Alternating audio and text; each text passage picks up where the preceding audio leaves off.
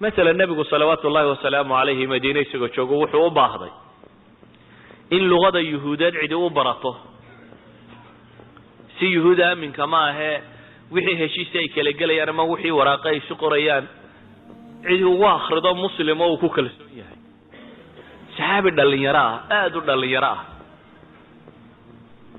زيد بن ثابت بالنبي يقول برا زيد بن ثابت إنه هدف كاسي حقيقي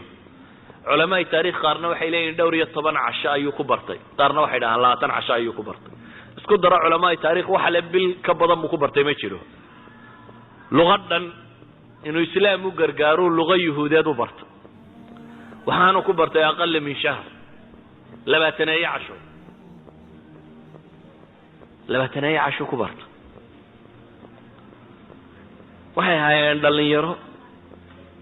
nabigu markuu tilmaamayay saxaabada wala hebel baa waxa idinku fiican Muaad ibn Jabal baa la tilmaamay inuu yahay ka xalaal iyo xaraam idinku yaqaana Muaad muxuu dhalinyaranimo ku dhintay xataa markii dambe Muaad ibn Jabal nin dhalinyaro abu ah waxay saxaabadu ninka dhalinyaradii xataa makhatirta ma arko Abdullah ibn Mas'ud waa taqaanin saxaabadii iyagoo yar yar islaamay buu kamid yahay waliba wuxuu ahaa nin marka tamartii xooga laga waramayo aad u dhuudhuuban oo lagu qoslo mijihiisa marka la arko maalin bay saxaaba ku qosashay mijihiisa inta ay arkeen rasuul nabiga xadiiska waa ku tilmaamayay mijaha dhuudhuuban ee Abdullah ibn Mas'ud ayaa miisaanka Ilaahay agtiisa kaga culus jabal Uhud buu ku tilmaamayay Abdullah gacaynkaasi makhatirtu ma muuqan iyadoo Quraysh joogto oo kibirkoodii muuqdo oo meel walba faankoodii yaalo ay saxaaba maalin yiraahdo wararta heedha